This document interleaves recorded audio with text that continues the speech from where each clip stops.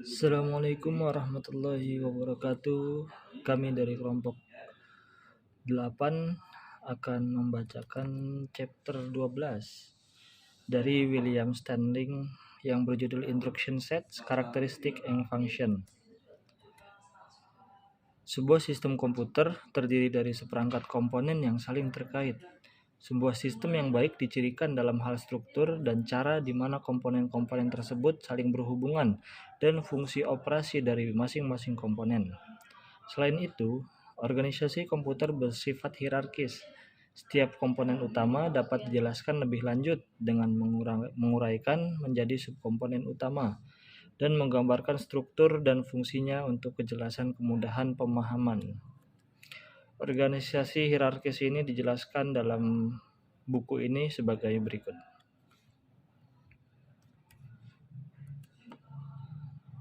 Poin A, pengertian organisasi dan arsitektur.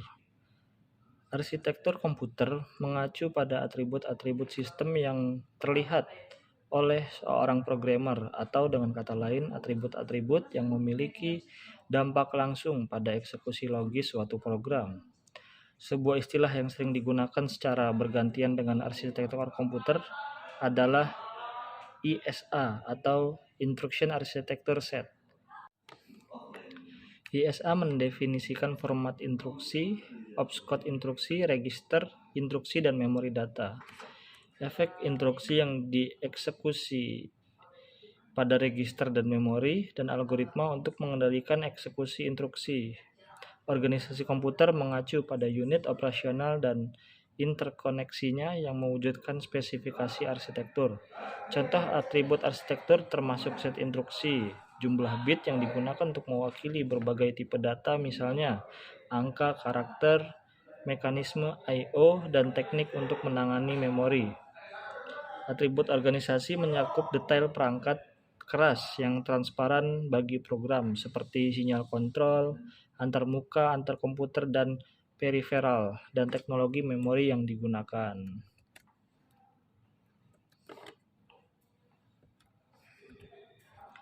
Poin B, karakteristik mesin.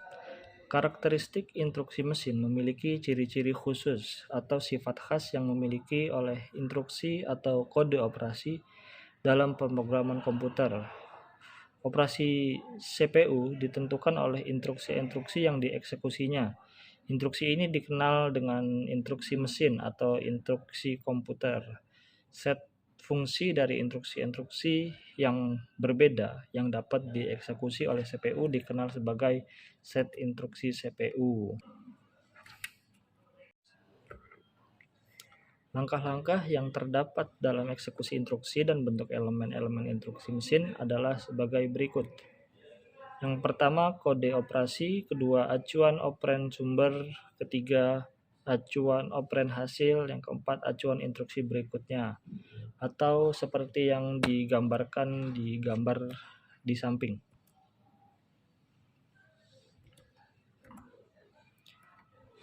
Operand sumber dan hasil dapat berada di salah satu dari 4 area, yaitu terdapat pada memori utama atau virtual, kemudian di register prosesor atau di SUN, dan yang keempat perangkat I/O. Selanjutnya di bagian C ada representasi instruksi. Opcode diwakili oleh singkatan yang disebut mnemonik yang menunjukkan operasi. Contoh umumnya, tambahkan dengan tambahkan, sub dengan kurangi, kalikan dengan mul, pembagian dengan div. Load memuat data dari memory store, menyimpan data ke memori operand juga direpresentasikan secara simbolis. Misalnya instruksi tambahkan R, Y. Berarti menambahkan nilai yang terkandung dalam lokasi data Y ke isi register R. Dalam contoh ini, Y merujuk ke alamat lokasi memori dan R merujuk ke register tertentu. Perhatikan bahwa operasi dilakukan pada konten lokasi, bukan pada alamatnya. Dengan demikian adalah mungkin untuk menulis program bahasa mesin dalam bentuk simbolis. Setiap opcode simbolik memiliki representasi biner tetap dan pemrogram menentukan lokasi setiap operan simbolis. Misalnya, Programmer mungkin mulai dengan daftar divisi X sama dengan 513, Y sama dengan 514. Selanjutnya untuk di bagian D, ada jenis instruksi. Jika kita mengasumsikan satu aset instruksi mesin yang sederhana, operasi ini dapat diselesaikan dengan 3 instruksi sebagai berikut. Memuat register dengan isi lokasi memori 513 ditambahkan dengan isi lokasi memori 514 ke register menjadi simpan isi register di lokasi memori 513. Seperti dapat dilihat, instruksi basic tunggal mungkin memerlukan 3 instruksi mesin. Ini adalah tipikal hubungan antar bahasa tingkat tinggi dan bahasa mesin. Bahasa tingkat tinggi mengungkapkan operasi dalam bentuk aljabar ringkas menggunakan variabel. Bahasa mesin mengekspresikan operasi dalam bentuk dasar yang melibatkan pergerakan data ke atau dari register. Dengan pemikiran ini, kita dapat mengkategorikan jenis instruksi sebagai berikut. Yang pertama, pemrosesan data. Ada instruksi aritmatika dan logika. Yang kedua, ada penyampaian data, pergerakan data masuk atau keluar dari register dan atau lokasi memori. Yang ketiga, ada pergerakan data dengan instruksi I/O. Yang keempat, ada kontrol, uji, dan instruksi cabang. Selanjutnya di bagian E ada jumlah alamat. Berapa jumlah maksimum alamat yang mungkin dibutuhkan seseorang dalam sebuah instruksi? Jelas, instruksi aritmatika dan logika akan membutuhkan paling banyak operan. Hampir semua operan aritmatika dan logika adalah unary atau satu operan sumber, atau biner atau 2 operan sumber. Jadi, kita membutuhkan maksimal 2 alamat untuk mereferensikan operan sumber. Hasil operasi harus disimpan, menyarankan alamat ketiga yang mendefinisikan operan tujuan. Akhirnya, setelah menyelesaikan sebuah instruksi, instruksi berikutnya harus diambil dan alamatnya diperlukan. Untuk contohnya sebagai berikut.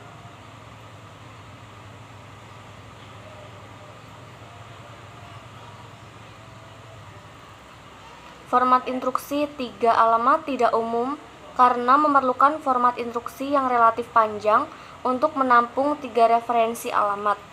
Dengan instruksi 2 alamat dan untuk operasi biner, 1 alamat harus melakukan tugas ganda sebagai operan dan hasilnya. Dengan demikian, instruksi sub Y, B melakukan perhitungan Lassian Y ke B dan menyimpan hasilnya dalam Y. Format 2 alamat mengurangi ruang persyaratan tetapi juga memperkenalkan beberapa kecanggungan. Untuk menghindari perubahan nilai operan, instruksi move digunakan untuk memindahkan salah satu nilai ke hasil atau lokasi sementara sebelum melakukan operasi. Program sampel kami berkembang menjadi 6 instruksi. Di sini saya akan menjelaskan mengenai poin F, yaitu jenis-jenis operan. Yang terdiri dari addresses, number, character, and logical data. 3 jenis data numerik yang umum di komputer, ada bilangan bulat biner atau titik tetap biner, ada titik mengambang biner, dan desimal. Kode lain yang digunakan untuk mengkodekan karakter adalah extended binary, code desimal, dan interchange code atau EBCDIC. Setiap kata atau unit yang dapat dialamatkan lainnya diperlakukan sebagai satu unit data. Akan tetapi, terkadang berguna untuk mempertimbangkan unit n-bit yang terdiri dari n item data 1 bit. Poin G yaitu jenis data Intel x86 dan ARM. Tipe data x86 dapat menangani tipe data 8 byte, 16 word, 32 double word, 64 quad word, dan 128 double quad word bit panjangnya. Tipe datanya adalah sebagai berikut. Yang pertama, byte yang dikemas, dan integer byte yang dikemas. Yang kedua, kata yang dikemas dan bilangan bulat kata yang dikemas. Yang ketiga, double word yang dikemas dan integer double word yang dikemas. Yang keempat, quote word dikemas dan integer quote word dikemas. Tipe data ARM mendukung tipe data dengan panjang 8 byte, 16,5 kata, dan 32 kata. Untuk upaya kata non-like, arsitektur mendukung 3 alternatif. Kasus standarnya adalah alamat diperlakukan sebagai terpotong dengan bit alamat 1:0, diperlakukan sebagai 0 untuk akses kata, dan bit 0 diperlakukan sebagai 0 untuk akses setengah kata. Memuat instruksi ARM, kata tunggal didefinisikan secara arsitektur untuk memutar ke kanan dan data berjajar. Kata yang ditransfer oleh alamat yang tidak selaras, kata 1, 2, atau 3 byte, tergantung pada nilai dari 2 bit alamat yang paling tidak signifikan.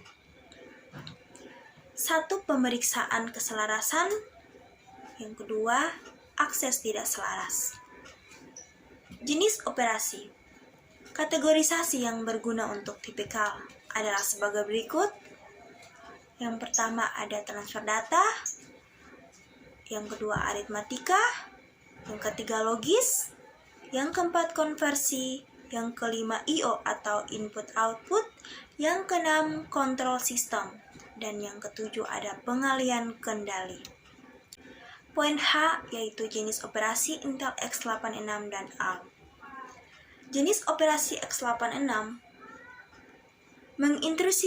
menginstruksi panggilan atau kembali. X86 menyediakan 4 instruksi untuk mendukung prosedur panggilan atau pengembalian, yaitu call, enter, leave, return. Ini akan menjadi pelajaran untuk melihat dukungan yang diberikan oleh instruksi ini. Ingat dari gambar 12.10 bahwa cara umum untuk mengimplementasikan mekanisme panggilan atau pengembalian prosedur adalah melalui penggunaan bingkai tumpukan.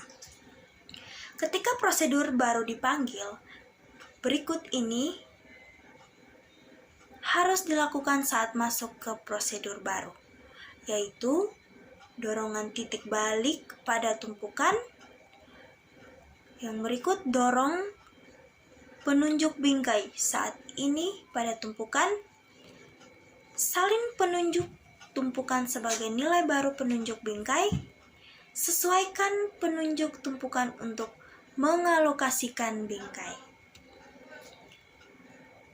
Berikutnya, jenis operasi ARM. Arsitektur ARM menyediakan banyak koleksi jenis operasi.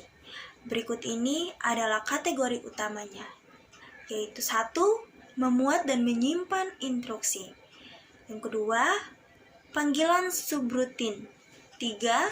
Instruksi cabang. 4. Instruksi perkalian. 5. Instruksi penjumlahan dan pengurangan paralel. 6. Perluasan instruksi. Dan yang ketujuh, instruksi akses register status. Ada 2 aspek yang tidak biasa dalam penggunaan kondisi di ARM, yaitu 1. Semua instruksi bukan hanya instruksi cabang, termasuk bidang kode kondisi, yang berarti bahwa hampir semua instruksi dapat dieksekusi secara kondisional. 2. Semua instruksi pemrosesan data atau aritmatika logika menyertakan bit S yang menandakan apakah instruksi memperbarui flag kondisi. Kita masuk pada kesimpulannya. Kesimpulan yang ditarik adalah instruksi-instruksi mesin harus mampu mengolah data sebagai implementasi keinginan-keinginan kita.